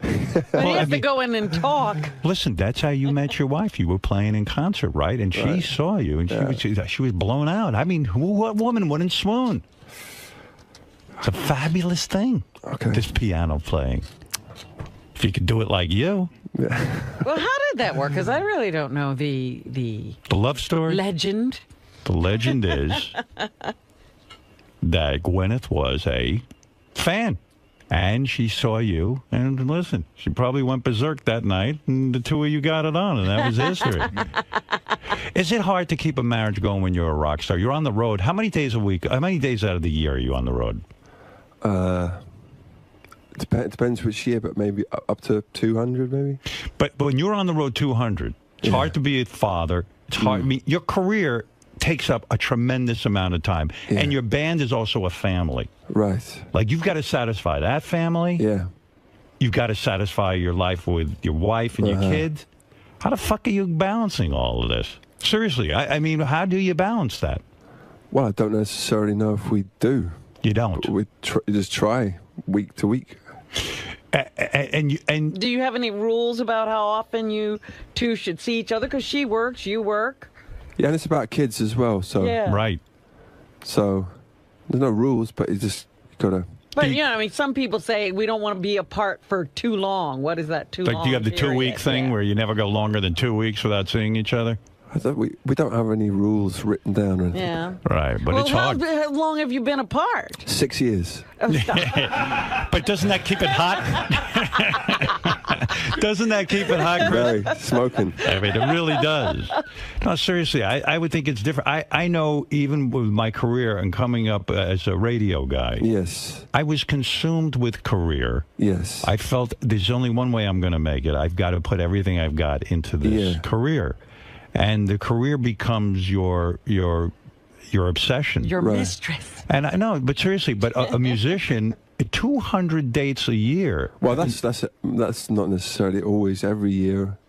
And that's not even, You could certainly afford not to go out on the road 200 days out of the year. I mean, you could stop working today. But do you like it? I mean, do you love being out there? The thing is, everything good in my life has come from the band, so we treat that respectfully, because with all your compliments about how I look, my life is much better because of music. It's not all based on looks. Do you know what I mean? So if your wife said to you, "Hey, I don't want you going out 200 dates a year. 100 certainly enough. You could limit it because the kids need to see you and stuff." Sure. You will say no. This is my career comes first. No. I'd say yeah. You would give it up. Yeah. Sure. But she doesn't put that pressure on you. No. But you must feel bad some nights in a hotel when you're traveling and you're with the band and you're traveling the world. Mm-hmm. Do you ever sit and go, "Fuck, what am I doing? I miss my kids"? Yeah, I think everybody does. So this is tough. It's not tough. It's not like being in the army or working in a mine. Right. And we're lucky we fly home and it's fine. We're fine. I don't know, man. Don't worry. I worry about you. I do. Thanks, Howard. Do you ever get bummed out with sometimes. Tabloid reports where they'll say, Chris's marriage is over. That's it. It's done. Do you get irked by that? Do you read that shit? No. You don't? No. You know what you have and that's it? Yes, sir. You don't try to go out and deny it. Do you ever go up to the band and say, "Listen, guys, stop playing Pac-Man for a second. We got to have a press conference." You don't do that. Stop playing Pac-Man. I like that. The new album is called... Now, by the way, you say this album title has no meaning whatsoever. No, I didn't say that. It depends who asks me. Some people ask me in a kind of aggressive manner. They're angry. So I just like, fuck you, why would I tell you? But it does have a meaning now. Well, if you ask me nicely, I'll tell you. I'll ask you nicely. Please tell me what this means. Okay, so we took a lot of inspiration from people who paint street art and graffiti and stuff. Banksy and such? Everybody, but going back to Tacky 183 and all the New York guys and girls. And we thought, we need to come up with a tag name. Right. And that's where it came from, Milo Xyloto. And the reason we came up with the word xylo is because of xylophone. And it was about thinking of creating a character for us as a band that was a musical person. In other words, if you were a street artist, your name, because you need to... Milo Xyloto, yeah. That would be, and you would be an outlaw in a sense, because street artists are outlaws. And you're enamored with that. Yeah. Because all over your piano there is street art, right? Yeah. Yeah, but you don't see them as breaking the law. You don't see them as defacing a public Not the good property. ones, no. Yeah, right, but there's a lot of bad ones. Well, but it's like music or art or radio. There's good ones and bad ones, and people who are great and people who are shit. Yeah, but you know, people have to start somewhere. You start off bad, right? Yeah. Take down a subway or two with it. That's it. But there's a difference between, putting a moustache on the Mona Lisa and then doing a beautiful piece on a grey wall. Mary Ann from Brooklyn, you're on the air. You're on with the... Oh, my God, Howard, you made my freaking day. Chris, Hi, I'm Mary Ann. absolutely in love with you. Oh, thanks for that. What would you do to Chris if you could sexually? If he divorced his wife and now suddenly you were divorced from your husband, what would you do to Chris sexually? You describe it to him so he can get turned on. He's been married a while. Chris, my son played La Vida at his wedding, and I danced just the way you do in the video, man. Does that turn you on when you hear? Shut up, Marianne. Thanks, Marianne. Thanks, Marianne. What does she sounds like a crow? Does that turn you on when someone says, "Hey, man, we why'd you cut her off, man? Hear that voice? We can only That's take so so unfair. much. Well, I appreciated it. Listen, you know what? I can't take it when they're screaming about you. They should only scream about me. That's true. That's All right. right. You know my ego. It's male rage. That's right. Male rage. But seriously, what Marianne says, her son, you know, he played this at his wedding. Is that the ultimate compliment? Yes. Yes. And when you hear it in an elevator or something, like you go, wow, I'm really mainstream here. Yeah. The honest answer is most of the day I don't really feel any resonance. I don't feel how our music has any impact on anybody because most of the day we're in a bus or moving or whatever we're doing. We're not with any people. That's why playing live is so important because it's the only time you get feedback. You get any feedback, or when someone says something like that, you're like, oh, that's great. So that's really I thought great. everybody fucking hated us. Yeah, right. You can feel like I'm not that joking. sometimes. I'm not joking. You feel like people hate you. Sometimes, yeah. Because you get ridiculed. What is the criticism of you? That what? I think this is our music's bad. That your music's bad. All right, that's pretty heavy, yeah. And if you say your music's bad, you're saying you're bad in a sense. Yeah, you right. can't really come back to that. And when you're in a room and you're creating music and you haven't let anybody hear it yet, what is it, Gary? You must have the fear that, is this going to be the one that doesn't work? Yeah. Go ahead. I saw a piece on CBS Sunday Morning. They were interviewing him, and they said that I guess it was a New York Times piece in like 2003. And they called them the most insufferable band of like the millennium. Did you read that? Or, I did, yeah. Or is Gary breaking the news to you? No, he read it. Thank you for I read bringing it, that yeah. in. That's the last thing I read, actually. And that's so... 2005. Oh. And you stopped reading reviews. I stopped reading them from start to finish, yeah. It's almost... Isn't it almost impossible to ignore them? I mean, because you get sucked in... People will tell you anyway, won't they? Eddie Murphy said he doesn't read them because he said if you believe the good ones, then you have to believe the bad ones. Yeah. Well, exactly. As long as there's a variety, then you're okay. So give me the definitive answer. Do you avoid all criticism? Do you avoid all newspaper reviews of Coldplay, or do you just? Yeah, I do, but I always can feel what they are. If you see what I mean, I might accidentally see a headline or. Are you tortured? Am I tortured? Yeah, are you a tortured man in the sense that you value too much what other people think and you can't hold on to yourself? No, like I said, I care most of all about the people that like it. Do you go to a psychiatrist at all? Occasionally. And does that help? How does that work occasionally? I don't know how guys go occasionally. I think they're in therapy, but well, that's the English way. You got to go 3 or 4 days a week. Does your therapist say to you, listen, Chris, if we're going to get anywhere, you got to start coming in here on a consistent basis? No, he doesn't do that. He doesn't. What is his name? Because I'd like to see him. You need that guy. My guy won't let me do anything but sit there every day with him. So, do you seriously go every day? I used to go 4 days a week. Now he let me. I said, "Look, I got to go 3 days a week. I'm a busy man." Wow. So now it's 3 days. You don't think there was any kind of like business thing happening there? No, I don't think he needs me as a patient. Right. No, I don't have that feeling. The guy's pretty successful. Do you go, Robin? No, She I should. let him go and do all of the therapy. I do all of her work for her. And you guys have been working together 30 years, is that right? 30 years. Something like that, yeah. That's incredible. Yeah, well, listen, she keeps me going. If I don't have her, I'm in big trouble. Yeah, I mean, criticism's a bitch, you know. But we're dwelling too much on it because it's just a little tiny part. It's like a little Achilles heel on an otherwise very wonderful. Well, I mean, if you saw like Johnny Rotten says some shit about Coldplay, if you saw him, would you punch him out, or you just No, say, I "Oh, don't fuck care, him. man. I don't That's care. fine. Fuck you." Right. That's the end of that. Okay, so the new album does have meaning in the title. Yeah. And the new single is, I guess you call it a single, right? Yeah. Is called Paradise. Yes, sir. This is about your wife, of course. Talk about the first time you had sex with your wife, and then describe it in every detail. Yes. That's right. Paradise would be that, wouldn't it? Well, I didn't think she liked anal, and But she does. You're here to say that your wife, who we don't even know who she is. Well, I've got one thing to say on this show. Right. She loves him. Well, that's a bit of a scoop, isn't it? Will you ever write a song about that? I was like, I need to go on Howard Stern and set the record straight. Why don't you? Why don't you just do a whole, let's go public about everything. Would you perform your new single for us? Okay. All right, here we go. You want to say anything about this song? It came to you in 10 minutes? Yeah. Let's hope it did, because It actually did. Yeah. Someone gave me a phone call and said, do you want to write a song for the winner of this TV show? And I said, yeah. What do you mean? I can't be more specific. What does that mean? They said, because some of the people... Oh, is this one of those shows and somebody needs a song to sing? Like American Idol? Someone said, would you be interested in writing a song for someone who wins a talent show? Yeah. And I said, sure. And then this came out like real quick.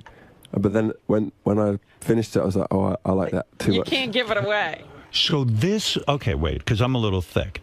You're not thick at all. Don't play the fool. Oh, absolutely thick. I don't understand. This, I'm guessing American Idol or one of these type of shows came to you and said, look, at the end, whoever wins has to have an original song. Right. Would you honor us by writing this song? You wrote it for them, and you had this in mind for them, and then you said, this is so good. I didn't say it was so. I didn't like. Screw them. I'm not giving it to them. No, I just thought when it was done, I just thought, we'll keep that. We're going to keep this song. Yeah. All right. And this is about paradise. What is this paradise? This is about people when you're going through something, struggles or whatever, and you can, in the Shawshank Redemption where Tim Robbins is in solitary, and he dreams about Mozart, and he says it's cool because I have all the music in my head. Right. It came from that idea.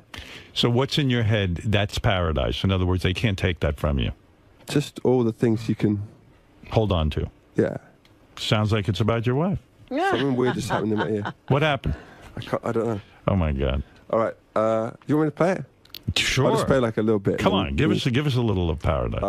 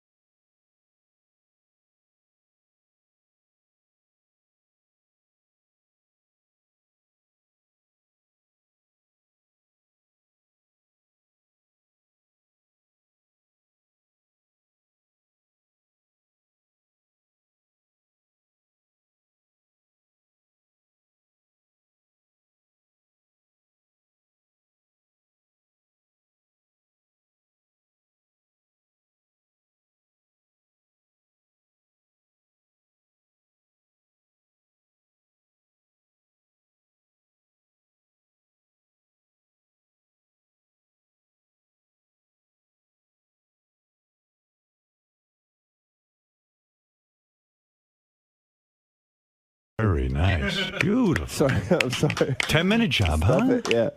What happened there? You got something caught in your throat? Yeah, I'm sorry. You got emotional, didn't you? Good for you. I didn't get emotional. Tell me what that's like. That's why I'm in therapy. I have no idea. Listen, the new album, how do you say this? 𝗦𝗁𝗄𝗏. 𝗦𝗁𝗄𝗏, yeah. 𝗦𝗁𝗄𝗏. That's a tongue twister. Who are you hanging out with these days? Sting and those guys?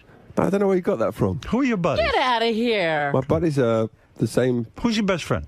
My best friend, well, I guess it's a cliche, but there's people in the band. Oh, not your wife. Interesting. You don't hang out with any famous people. What did you say? Not my wife. Not your Fuck wife? you, man. Yeah, that's pretty cool. Okay, that's You've very never hung out with Madonna. She and Gwyneth aren't friends. Oh, that's right. I haven't really hung out with Madonna, no. You got some heavy friends. What do you want to know about famous friends? Is that what you're trying to ask? Yeah, you know what I'm going to do? You're going to invite me to one of these parties you dudes throw. What the fuck are you talking You know about? what the fuck I'm talking about. There's a whole little group of you.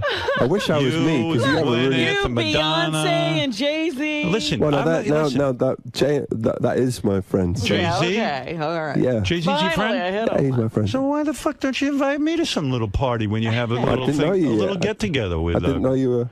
I could hang with Gwyneth. Listen, let me tell you something. They put me in a room at a party with Barbra Streisand.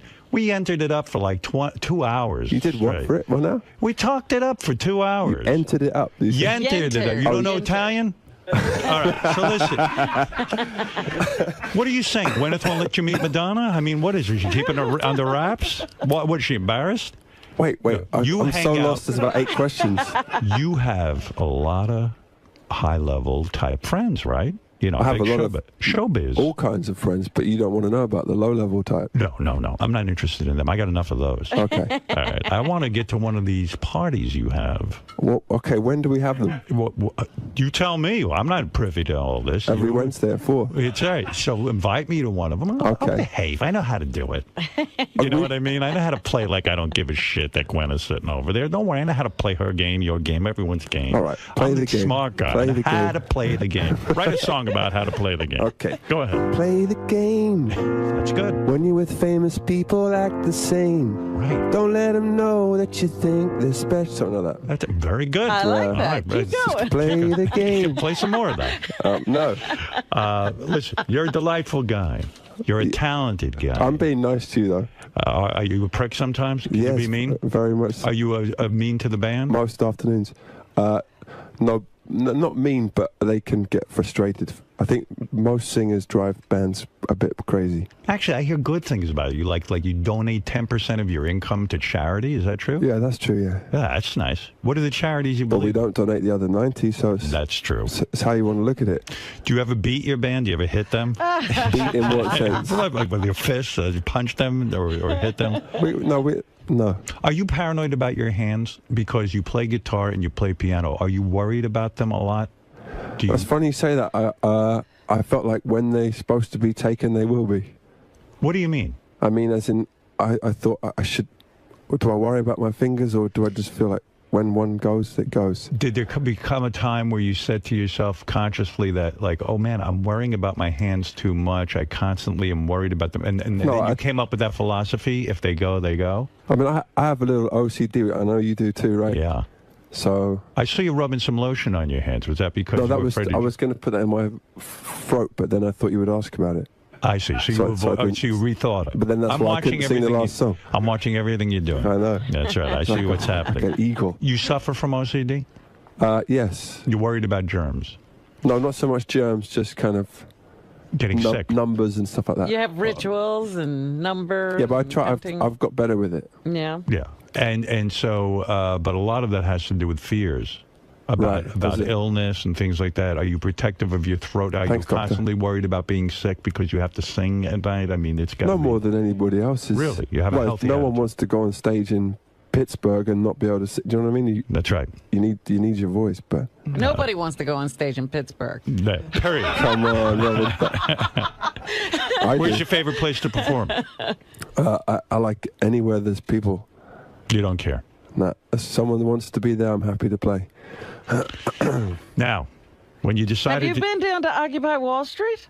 Yeah. Oh, you have? Yeah, Robin, maybe you and I should go there. Seems like that's a good... It's time for us to go. I'm pretty sure we get invited over to Chris's house if we hit the Occupy Wall Street. But I'll tell you the truth. I went like 2 weeks ago, and I was in shorts because I was on a run. Right.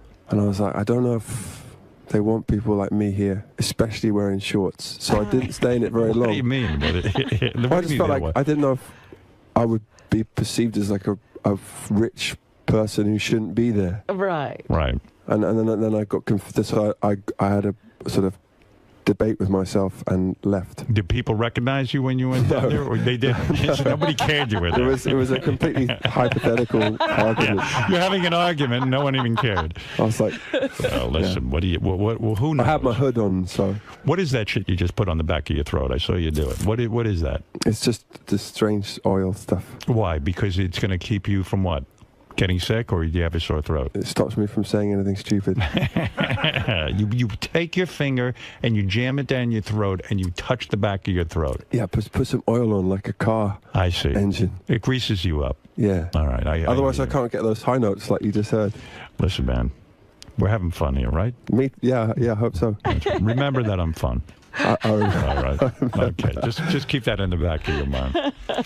And before you leave, report how many women you've been with at once as a rock star. How many times? In other words, have you been in a group orgy? Did you ever get to experience that before you met your lovely wife?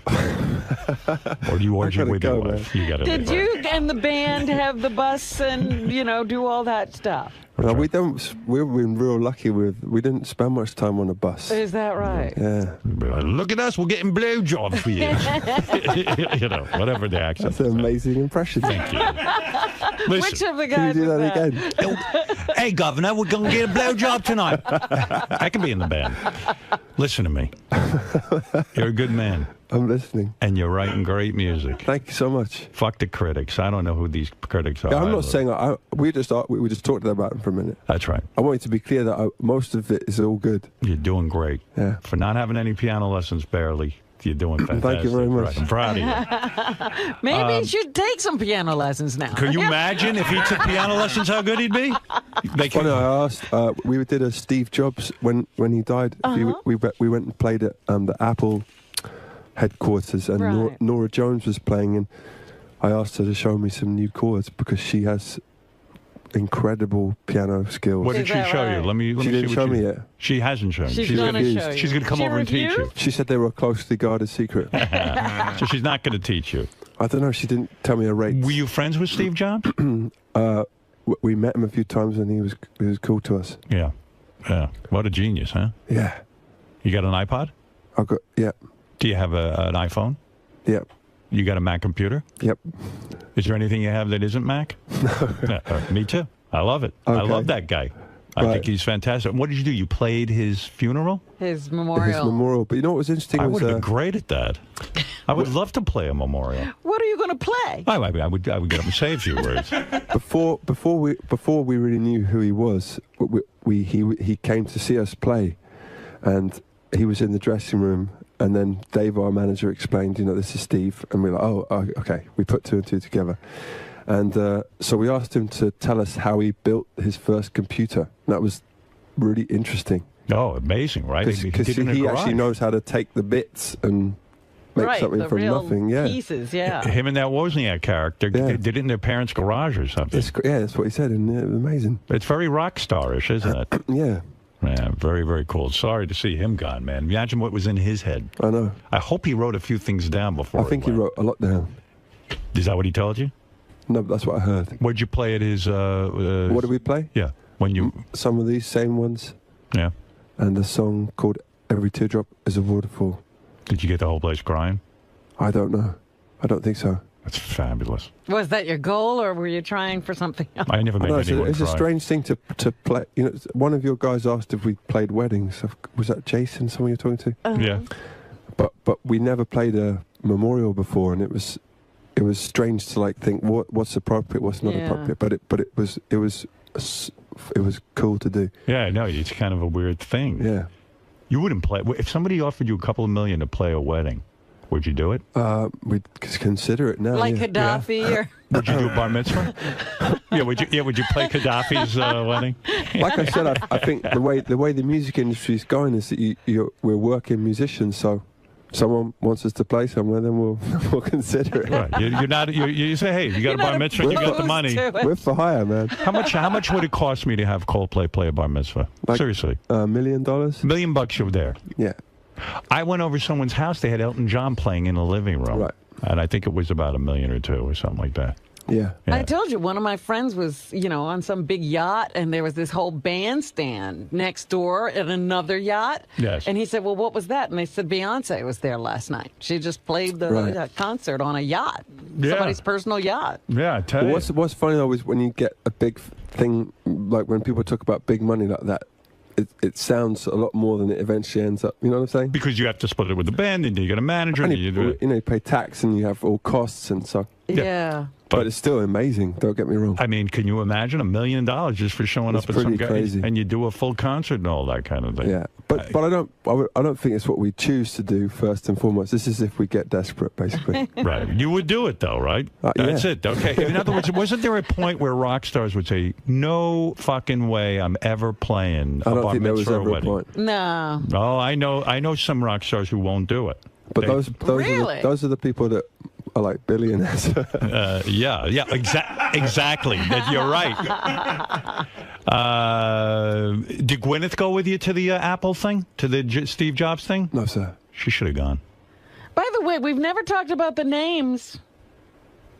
Oh, what? Oh, the Apple? baby names. My cat's name is Apple, by the way. Okay, there we go. Because she showed up on my doorstep in an apple box. Nothing to do with your kid. Okay. What about the names? Well, you know, we have made a big deal about, is there a Hollywood thing? There is. Where you have to give your kids special names. They can't have normal names. What do you mean a Hollywood thing? It is. I'll tell you. It's my theory Robin is touting. I can't believe you haven't brought it up. I'll cop to it. Listen, I've said this often, that the famous people... Yeah. But why are you not including yourself in this? This is what I don't understand. Because I am so evolved. You're looking at a fully realized man. You're pretending like you're some Joe Schmo. No, I purposely name my kids regular names. What are they called? Deborah, Emily, Ashley, this kind of thing. But at one point in names. history, someone wasn't called Deborah. That's true. Right? Listen. It's just a name. One of my kids is named Xylophone, but that's all right. We don't talk about that one. I feel that because these artists like yourself are special, you're a special person. That's not true. Gwyneth is a special person. That in a sense, the kids have to be special too. They don't want just normal type kids. They want special kids. And these names have to be special. Bon Jovi's in it. You know his kid name is 𝗏_47? Now, that's what I'm talking about. Are you joking? No, I'm being serious. Not about the name. I'm saying, no, his kids' names are like Romeo and things like that. Right. They want like them to be. Names. They want them to be rock and roll special too. They do. Right. That's it. Do you agree with this? Well, first of all, I take issue with your thing about people being special and stuff. That's just not You're true. embarrassed to admit it. You feel special. No, I'm not embarrassed to admit it because you are special. No, only in a certain field. Yes. But what about there's special dentists and there's special Given, but a special dentist isn't recognized the same way as a special musician is. Right, you but guys, it should be. you guys, I'd rather have a great dentist. I than a great agree. The guy who record. invented the cure for for this or that. Some of these guys, scientists, you don't even know. They're fabulous people. But I do agree with that. People who are in the arts, that's their job to come up with new names for shit and stuff like that. Yes, they're trendsetters. But I don't think it's anything to do with being special. I think it's just we come up with song names and album names and I am when you're naming a baby, you're still thinking. Yeah, so if you think, well, I could call it Rupert, but everyone else has done that. So you could call your album Rupert. You're an original. You like to come up with original. You're an artist. You create new art. Well, you try. Yes. Absolutely. All right, the last word. And, well, we didn't come up with. My son's called Moses, so I didn't think of that. Not really original. That's true. There. I like that name. That's a good name. I like the name Apple. I love the name Apple. I like it. And I'm going to go to one of these parties. I'll meet Apple. What and believe me, I like name? What middle name do you put with Apple? Apple Schmapple. No, really. What is Apple's middle name? Schmapple. Is it? Really? It's a good name. Good. It's actually Schnapple. We got an advertising deal. Apple Schnapp. Smart. She's got an endorsement. Do you do any of that? Do you have endorsement? Do you your music on commercials or anything? Will you ever do that? No, we once did an iTunes commercial, but we don't tend to do them. But and that's a decision that that's like we're talking about the thing about playing weddings is like you got to do it when needs must, but we've been lucky we haven't needed to do that. Everybody has a line that they draw. In other words, some people are not comfortable making their music that commercial. But couldn't you make an argument that now that radio is so fragmented and all that, putting your music on commercials might be a good way to reach people? You could make the argument. Are you making it? I'm asking. Maybe you could.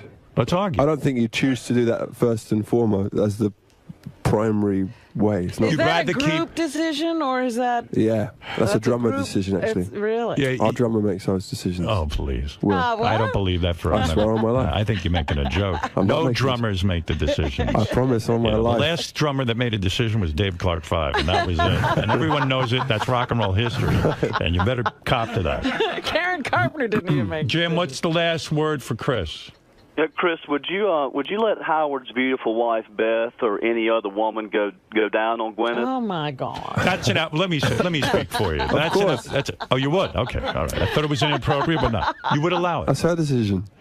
Oh, that's fabulous. We have to get those two kids together. Come on. Hope Gwyneth's in the mood. Yeah, let's have a real party. Forget your fancy friends. All right, listen. What do you think that guy's doing today? He's probably beating off right now. I'm thinking about that. All right, Rich, let's get a more appropriate last thought. That's okay. Go, I don't know. That's Rich, what- go ahead. Yes, I just have to say that I love Chris's music. It's great interview, Howard, and I'm a gay guy, and I'm in love with Chris. Oh, thank you so much. If Chris was gay, if he went into a coma and woke up gay, would you be with him? Of course I would. What would you do to him? What action would What's you your perform? fantasy? Do you Do you masturbate fantasize to that him? Chris would give you anal or you would give him anal? But I wonder, does he masturbate to Chris? Do you ever masturbate to Chris? No, I have not. Oh. Oh, well, that's a shame. Yeah, really. But I would. After this interview, I will. All right, very good. All right, that's fair enough. All right, I guess he's not comfortable saying what he do to you. That's okay. Pleasure meeting you. What an What was honor. that sound? That was him having sex with you. He's digging your scene.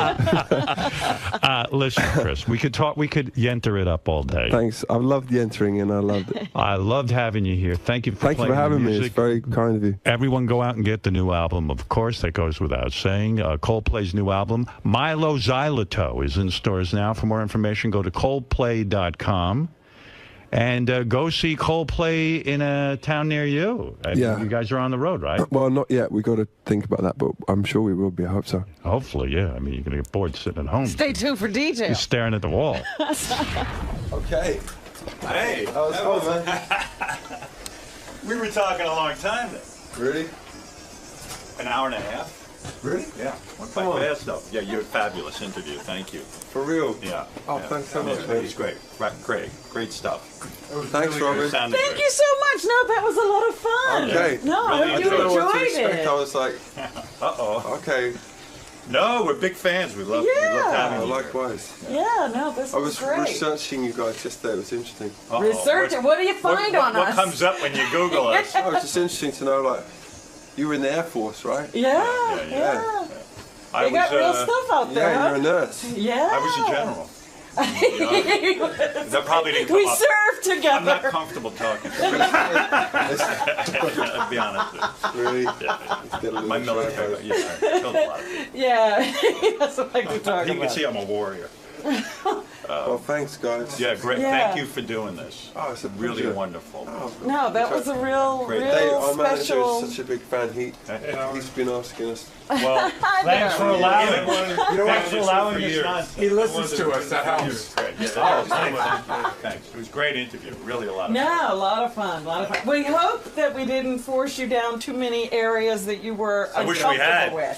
with. Hey, you know, it's funny. I just don't answer. That's the way to handle it. Well, that's like my sister once said to me, I'm not Hi, coming how on are your you? show and taking my top off. I said to my sister, I go, are you out of your fucking mind? I go, what part of you would think, A, that I'd ask you that, and B, couldn't you say no to me? Yeah, Or do you really want to come in here and take your top off? It was crazy stuff. But no, I looked up at the clock and I saw that an hour and a half went by. Yeah, I realized that's we should probably take a commercial. It flew. Yeah, it flew by. Yeah. A lot of fun. Thank you. All right, thanks. I'll see you around. Thanks so much. All right, Yeah, take care. great seeing you. Chris, may I ask you about the interview real quick? Sure. So I saw a transformation take place with you today.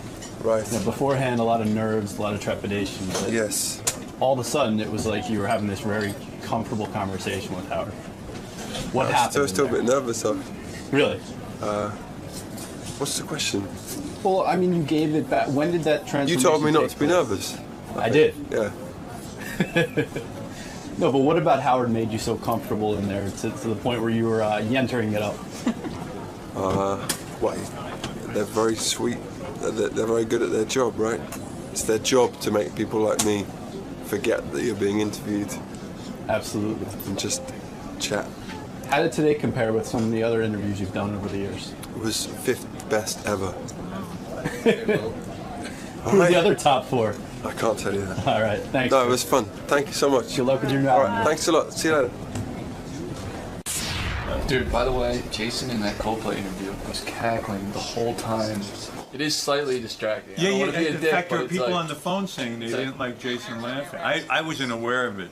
Did you see me like when they put the camera on? It's kind of like I was practically on his lap, like I wasn't in my normal spot. It was louder than ever. Sorry, well, I've asked you guys 1,000 times to give me those headphones. Yes, so you can Greg. talk to me. Listen, Hey, it doesn't bother Howard. Great interview. He was a great guest loud. and everything. Really loud. The only complaint I had was I could just hear Jason's annoying laugh throughout the whole interview. Yeah, Jason must be a big Coldplay fan because he was in here the whole time taking Oh, I pictures. didn't even notice. I noticed here and there because he seemed to be in here a lot. And then afterwards, everyone said Jason's laugh and cackling was annoying, and I said I didn't even. He was trying to call attention to Yeah, himself. yeah. He was, who knows? But I didn't even hear him doing that. I didn't notice it. I didn't either. But you know what? We've had more than one call coming in saying, "Can Jason please stop laughing in the background?" But Jason, were you in here a lot because you're a fan, or did you feel you needed to be in here? I feel I needed to be in here in case you wanted to cuddle. What happened there, Jason? A lot of people saying your laugh. Yeah, no, I know. I was just getting out in the hallway from the Howard TV guys. You were having a good time. I was having a good time, but I laugh. I hear every time I'm on. People say, "Oh, I can hear you laughing, good or bad." But I was sitting closer, probably to you than I normally do, right? Because of the equipment over there. So maybe I was closer to your Magnetic.